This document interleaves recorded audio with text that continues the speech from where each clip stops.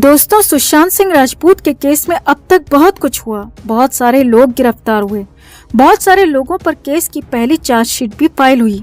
यहाँ तक कि कई लोगों को जमानत मिल गई तो सिद्धार्थ पिठानी जैसे कुछ लोग अभी भी जेल के अंदर बंद हैं। हालांकि बड़ा खुलासा होना हमेशा की तरह अब भी बाकी था, लेकिन अब इधर सुशांत केस के तार दिल्ली पहुँच गए हैं, गुजरात पहुँच गए हैं, उत्तर प्रदेश पहुँच गए हैं। जी हाँ, बहुत बड़ा एक्शन हुआ है।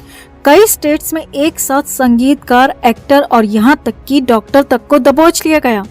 और बड़ी बात यह है कि इनका जो तरीका, जो सलीका, जो मॉडस ऑपरेंडी थी, उसे देखकर जानकर दिल कांप उठेगा। तो कैसे सुशांत केस से जुड़ी ये गिरफ्तारी के तार हैं, क्या है पूरा मामला, क्या है नया खुलासा, सब कुछ आपको बताते हैं।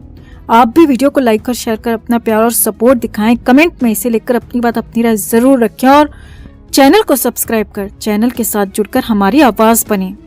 तो सुशांत सिंह राजपूत ड्रग्स केस में अब तक की सबसे बड़ी गिरफ्तारी हुई है।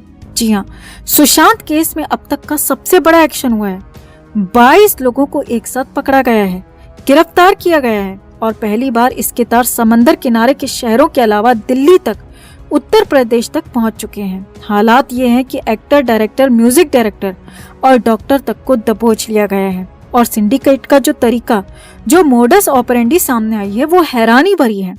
तो सिलसिलेवार तरीके से आपको पूरा खुलासा बताते हैं, पूरा सच बताते हैं। आप भी देखिए और समझिए।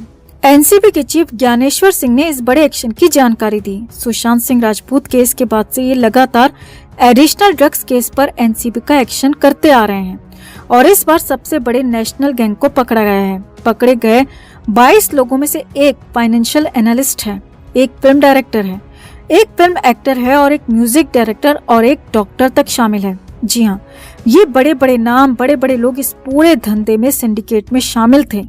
इन लोगों का ये पूरा धंधा डार्क नेट के जरिए चल रहा था। डार्क नेट के जरिए ये सामान की खरीद और बिक्री कर रहे थे, ड्रग को खरीद और बेच रहे थे। हालात ये थे कि हर रोज इनके सीक्रेट कोड्स बदल जाते थे। Magic mushroom, majesty, hash chocolates की यहाँ पर खरीद और बिक्री हो रही थी। जी हाँ, नाम हैरानी भरे हैं, लेकिन यही नाम यहाँ पर चल रहे थे, यही सबसे ज्यादा डिमांड में थे। मैजिक मशरूम खास तरह का ड्रग होता है जिसे खास तौर पर इस्तेमाल किया जाता है।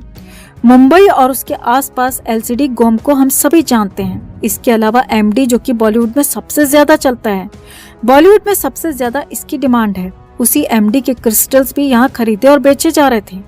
इनके अलावा हैश चॉकलेट भी चल रहे थे। बॉलीवुड में हैश चॉकलेट का खासा चलन है और दिन भर में एक चॉकलेट खा लेने से पूरे दिन भर का जुगाड़ हो जाता है। इसीलिए हैश चॉकलेट की डिमांड भी सबसे ज्यादा बॉलीवुड में ही थी और इन सभी बॉलीवुड के डिमांड वाले आइटम्स को ही यहाँ पर बेचा जा रहा था। उन्हीं आइटम्स के लिए यहाँ पर डिमांड भी सबसे ज्यादा थी। अब यहाँ पर सबसे बड़ी बात ये थी कि उन्हीं ड्रग्स को यहाँ पर सबसे ज्यादा मंगवाया जा रहा था, बेचा जा रहा था, जो बॉलीवुड में, फिल्म इंडस्ट्री में चल रहे थे, जिनकी डिमांड बॉलीवुड में एक्टर्स में, बॉलीवुड एक्ट्रेसेस में सबसे ज्यादा थी। जी हाँ, ये बड़ा खुलासा हुआ है कि एक्टर्स से ज्यादा कई एक्ट्रेसेस हैं जो यहाँ पर इन सब की डिमांड कर रही थी और उनको लेकर इसकी डिमांड हो रही थी। अब बड़ी बात यह है कि सिर्फ एक जगह पर यह एक्शन नहीं हुआ, बल्कि कई राज्यों में, कई शहरों में ये एक्शन हुआ। गुजरात, महाराष्ट्र, कर्नाटक, दिल्ली, एनसीआर, पंजाब, झारखंड, पश्चिम बंगाल, राजस्थान और उत्तर प्रदेश इसमें शामिल हैं। इन राज्यों के कई शहरों में एक साथ एक्शन हुआ, एक साथ एनसीबी की मार हुई और 22 लोगों को धर दबोचा गया और ये लोग अमेरिका, मैक्सिको, नेदरलैंड्स, पोलैंड और ब्रिटेन से ड्रग मंगवा रहे थे और इसके लिए कुरियर के साथ साथ ही पोस्टल सर्विस का सहारा भी ले रहे थे और फिर डार्क नेट के जरिए देश में इसको बेच रहे थे, इसको खपा रहे थे। अब एनसीबी का कहना है कि सुशांत सिंह राजपूत के केस में भी इसी लिंक का इस्तेमाल किया गया था।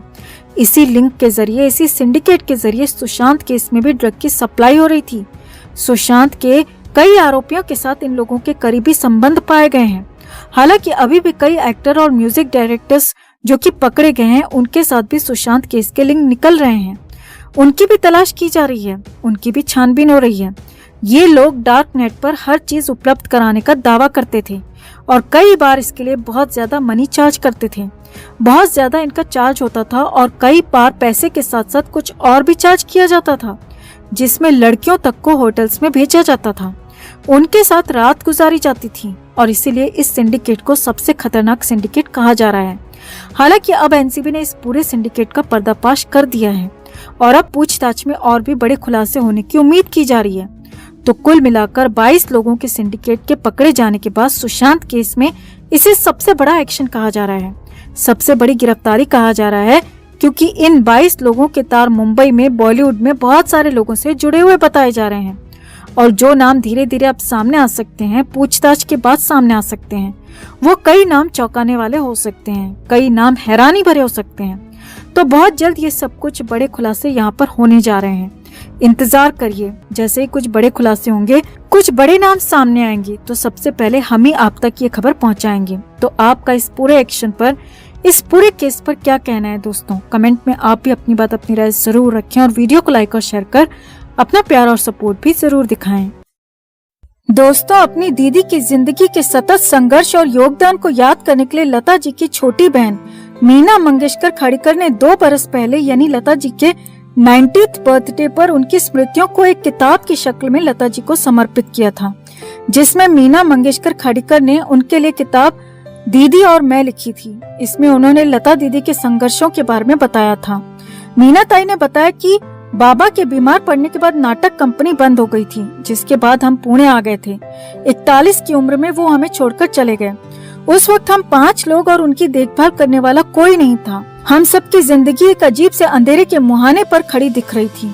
उस वक्त दीदी आगे आकर खड़ी हुई। 13 साल की उम्र से उन्होंने काम करना शुरू किया। वो फिल्मों में काम करती थी ताकि घर का राशन पानी चल सके। हालांकि उन्हें काम करना बिल्कुल भी पसंद नहीं था, क्योंकि उनका पहला प्यार तो संगीत था। दीदी इधर उधर म्यूजिक डायरेक्टर्स से मिलती, उनको अपने गाने सुनाती, पर कोई भी खास दिलचस्पी नहीं दिखाता। आखिरकार किसी तरह हरिश्चंद्र बाली ने उन्हें मौका दिया। दीदी ने उनके लिए 2 गाने गाए। फिर जाकर सबको पता चला कि दीदी गाना भी गाती हैं। मीना ताई ने इस पुस्तक के जरिए बताया कि दीदी ने आज तक कभी हमसे अपनी मायूसियां, दुख जाहिर नहीं किया। यकीनन वो कई बार टूटी भी होंगी, लेकिन हमारे सामने वो हमेशा हंसती रहीं। कभी अपनी तकलीफों को हम लोगों के सामने जाहिर नहीं होने दिया। वो वक्त इतना कठिन था और बाहर के लोगों ने क्या कुछ नहीं कहा, लेकिन उन्होंने बाहर की नेगेटिविटी हम तक कभी नहीं आने दी। आखिर तक वो हमें वैसे ही संभालती रहीं जैसे पहले संभाला करती थी। उन्होंने हम भाई बहनों को माँ बाप की तरह संभाला। बाबा के जाने के बाद बाबा की तरह खड़ी रहीं और माँ के जाने के बाद माँ बन गईं। लता दीदी ने हमारे लिए न शादी की, न बच्चे पैदा किए और न ही खुद का घर बसाया। बदले में उन्होंने हमसे कभी कुछ नहीं मांगा। उनकी तबीयत भी खराब हो जाए तो भी नहीं कहती थी कि मेरे लिए कुछ करो। मैं उन्हें कुछ नहीं दे सकी, इसलिए मैंने सोचा कि उनके जन्मदिन पर उन्हें ये किताब भेंट करूं।